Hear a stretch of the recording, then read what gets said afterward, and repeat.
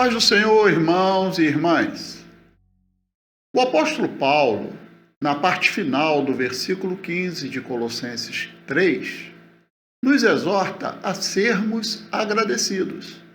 Portanto, antes de darmos início ao resumo da lição 7 desse quarto trimestre, eu quero agradecer mais uma vez aos nossos queridos irmãos, irmãs, amigos e amigas que nos têm acompanhado e incentivado. Não apenas do nosso ministério, o Ministério de Madureira, mas também dos demais ministérios das Assembleias de Deus e também das outras denominações, co-irmãs, que têm nos acompanhado, mandado mensagens. Eu quero agradecer a todos. O título da lição é A Importância da Continuidade do Trabalho. É a nossa lição de número 7, que será ministrada em classe domingo próximo, dia 18 de novembro de 2018. A reconstrução dos muros foi apenas o ponto de partida para a restauração da nação de Judá. Esse, irmãos, era o verdadeiro objetivo de Neemias. Muito ainda estava por se fazer, como veremos adiante. E o tempo era pouco, pois Neemias tinha prazo para retornar à corte da Pérsia, conforme Neemias capítulo 2, versículo 6. O textuário nos diz: Então o meu Deus me pôs no coração que ajuntasse os nobres e os magistrados e o povo para registrar as genealogias. E achei o livro da genealogia dos que subiram primeiro, e assim achei escrito nele. Neemias capítulo 7, verso 5. Esse texto nos mostra, mais uma vez, que o coração de Neemias era sensível à direção de Deus. Ele mostrou a próxima etapa da obra a ser feita, isto é, tirar os que não eram judeus de Jerusalém, pois estava em jogo, irmãos, a linhagem messiânica e a pureza do culto a Jeová. Se o povo de Deus perdesse a sua identidade nacional e espiritual, isso poderia acontecer. Irmãos, da mesma forma, a igreja tem que caminhar na direção do Espírito Santo de Deus para ser vitoriosa, conforme o Evangelho de João, capítulo 16, versículo 13. Verdade aplicada. É preciso que nosso comprometimento na obra de Deus se mantenha até a volta de Jesus. Em Josué, capítulo 18, versículo 3, Josué exortou o povo a não ser negligente na questão de possuir toda a terra que o Senhor tinha reservado para eles. O povo só obedeceu parcialmente e as consequências foram funestas. Neemias sabia que a obra de Deus não pode ser feita pela metade, pois o inimigo está sempre procurando uma oportunidade para impedir o seu sucesso. A palavra nos exorta a perseverar até o fim. Objetivos da lição: primeiro, apresentar qualidades fundamentais para exercer a obra de Deus. Segundo, destacar a sabedoria de Neemias através de seu testemunho. Terceiro objetivo, enfatizar virtudes indispensáveis para enfrentar situações adversas. Esses três objetivos serão trabalhados respectivamente nos tópicos 1, 2 e 3 da nossa lição. Textos de referência encontram-se em Neemias capítulo 7, versículos 1, 2 e 3. No primeiro versículo, verificamos que a obra de Deus não se resume a prédios e edificações, mas também e principalmente aos obreiros. No segundo versículo, aprendemos com Neemias a escolher pessoas conhecidas e reconhecidas, tanto pela sua capacidade espiritual como material, para que possam desenvolver a obra de Deus.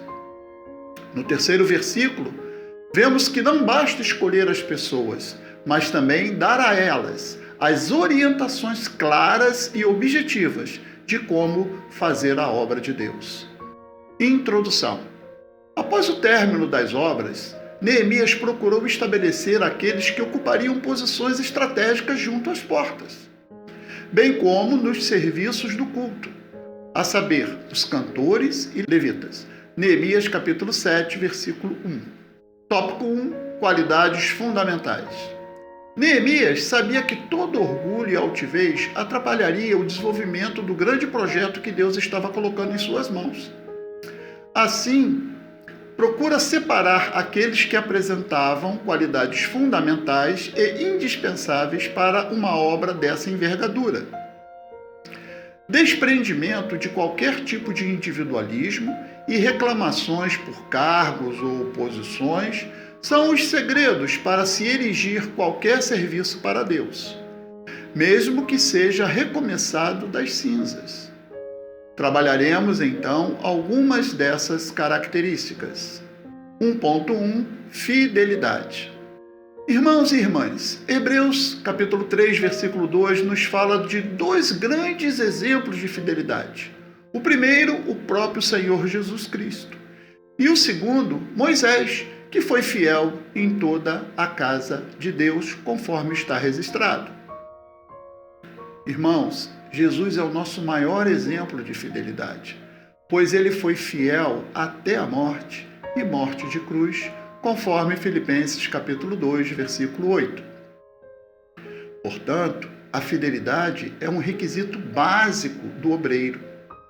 Inclusive, a fidelidade é um dos 9 gomos do fruto do Espírito, conforme Gálatas capítulo 5, versículo 22.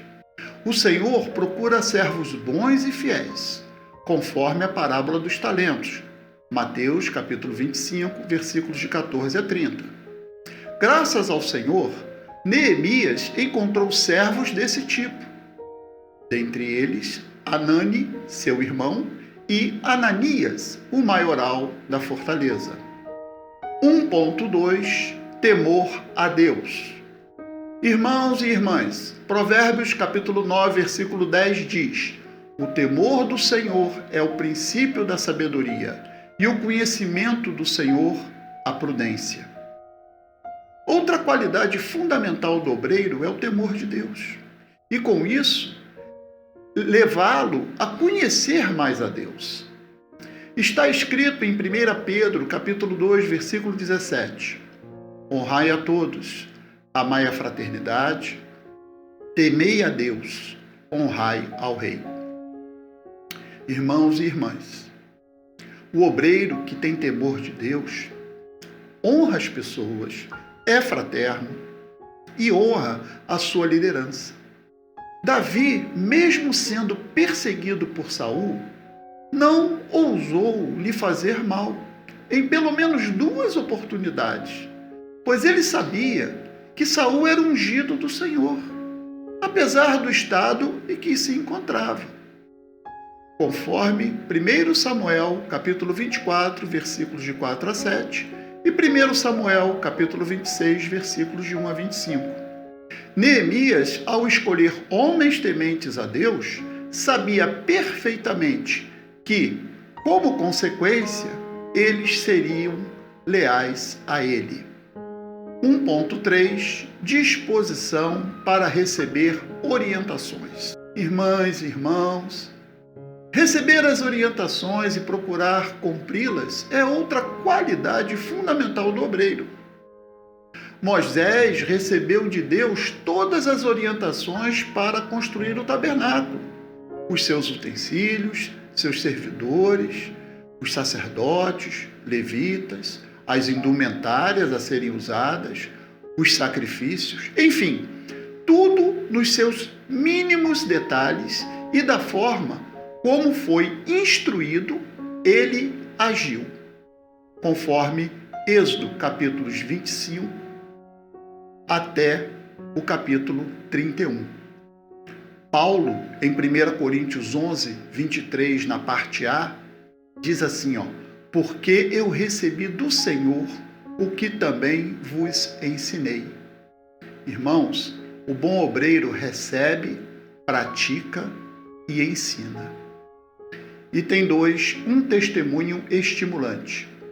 Há muitos livros e palestrantes que são classificados como sendo de autoajuda, uma vez que visam conduzir seus leitores a um estado de espírito valorizado.